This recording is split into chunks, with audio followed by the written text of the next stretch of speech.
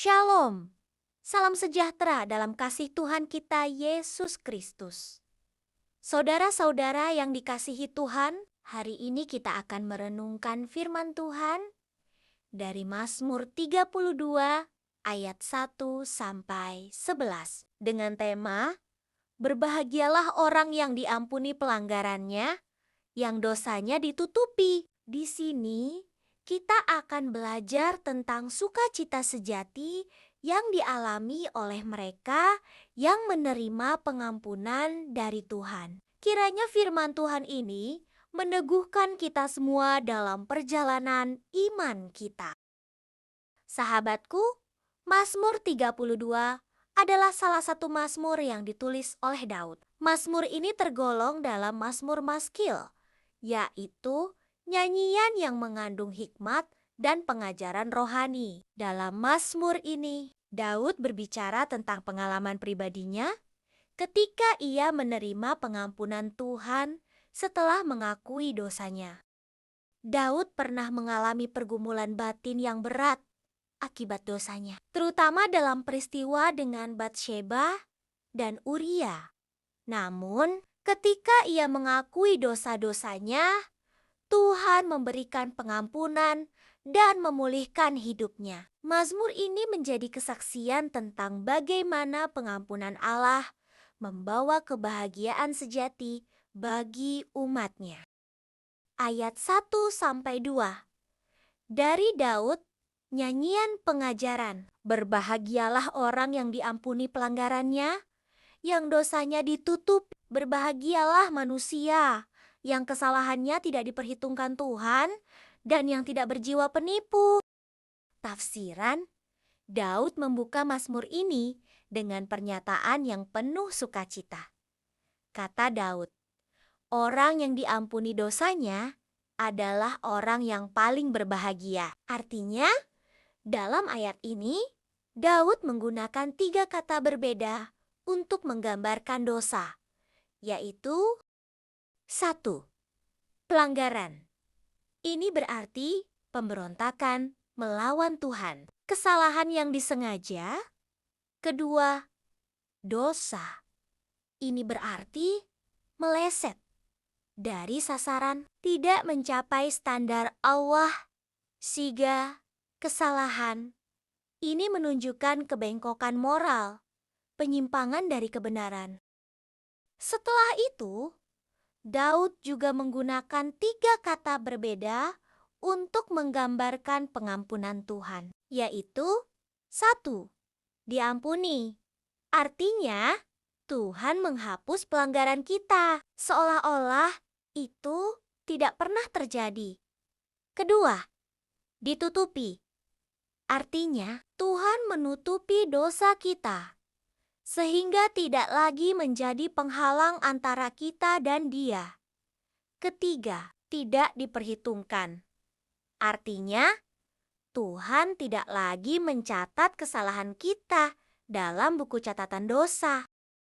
Intinya, di ayat 1-2, ketika Tuhan mengampuni, dosa kita benar-benar dihapus. Tuhan tidak hanya melupakan dosa kita, tetapi Ia juga tidak menghitungnya lagi terhadap kita.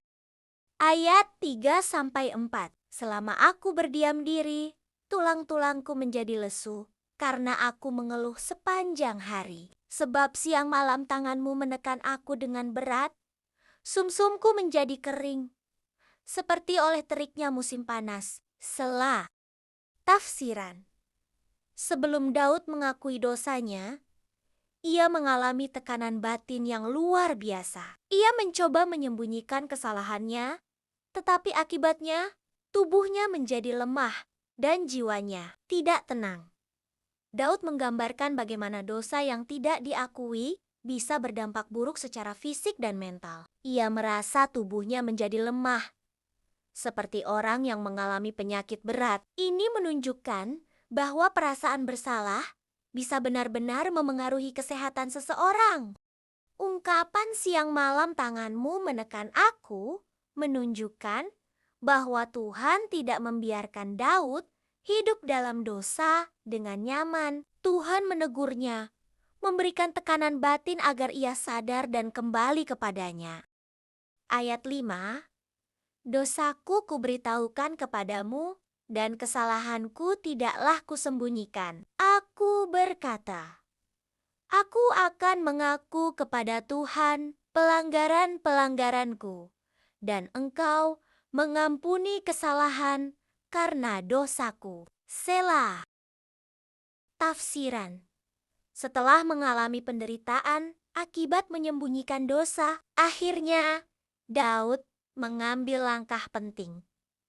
Ia mengakui dosanya di hadapan Tuhan.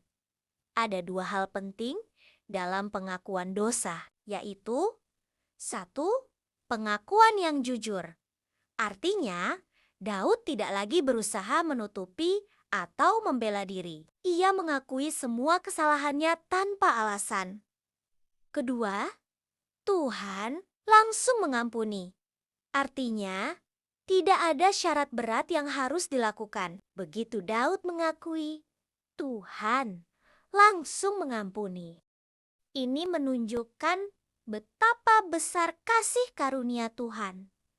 Ia tidak menunggu kita untuk membayar dosa kita terlebih dahulu. Tetapi, begitu kita bertobat dengan tulus, pengampunannya diberikan secara penuh.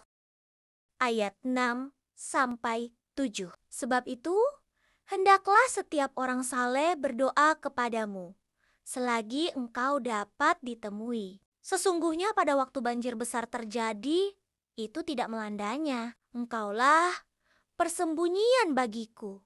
Terhadap kesesakan, engkau menjaga aku. Engkau mengelilingi aku, sehingga aku luput dan bersorak. Selah. Tafsiran. Setelah mengalami pengampunan, Daud menyadari bahwa Tuhan bukan hanya pemberi pengampunan, tetapi juga perlindungan bagi mereka yang bertobat. Ia menggunakan gambaran banjir besar untuk melambangkan masalah hidup atau hukuman Tuhan atas dosa. Tetapi mereka yang hidup dalam pertobatan tidak perlu takut, mereka ada dalam perlindungan Tuhan. Ungkapan "engkaulah persembunyian bagiku" menunjukkan bahwa hanya dalam Tuhan kita bisa menemukan kedamaian sejati. Ayat 7 sampai 8. Aku hendak mengajar dan menunjukkan kepadamu jalan yang harus kau tempuh. Aku hendak memberi nasihat. Mataku tertuju kepadamu. Janganlah seperti kuda atau bagal yang tidak berakal, yang kegarangannya harus dikendalikan dengan tali les dan kekang. Kalau tidak, ia tidak akan mendekati engkau. Tafsiran. Di sini, Tuhan sendiri berbicara. Ia berjanji untuk menuntun jalan hidup kita setelah kita bertobat. Namun, ada peringatan. Jangan keras kepala seperti kuda atau bagal yang hanya bisa diarahkan dengan kekang dan tali. Artinya, jangan menunggu sampai Tuhan memaksa kita bertobat melalui penderitaan. Sebaliknya, marilah kita dengan sukarela taat kepadanya. Ayat 10 sampai 11. Banyak kesakitan diderita orang fasik, tetapi orang percaya kepada Tuhan dikelilinginya dengan kasih setia. Bersukacitalah dalam Tuhan dan bersorak-soraklah, hai orang-orang benar. Bersorak-sorailah, hai orang-orang jujur. Tafsiran. Mazmur ini ditutup dengan perbandingan antara orang fasik dan orang benar. Orang fasik mungkin tampak bahagia, tetapi mereka penuh penderitaan batin. Sebaliknya, orang yang bertobat dan hidup dalam Tuhan akan dikelilingi oleh kasih setianya. Daud mengajak kita untuk bersukacita karena kasih setia Tuhan lebih besar dari dosa kita. Tidak ada alasan untuk terus hidup dalam kesedihan dan penyesalan setelah menerima pengampunan Tuhan. Refleksi untuk kita.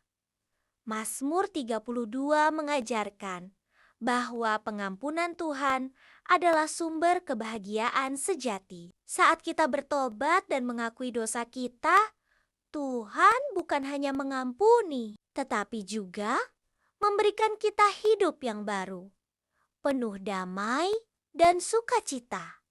Karena itu, jangan ragu untuk datang kepada Tuhan dengan hati yang rendah dan terbuka. Ia adalah Allah yang penuh kasih, siap mengampuni, membimbing, dan memberkati hidup kita. Amin.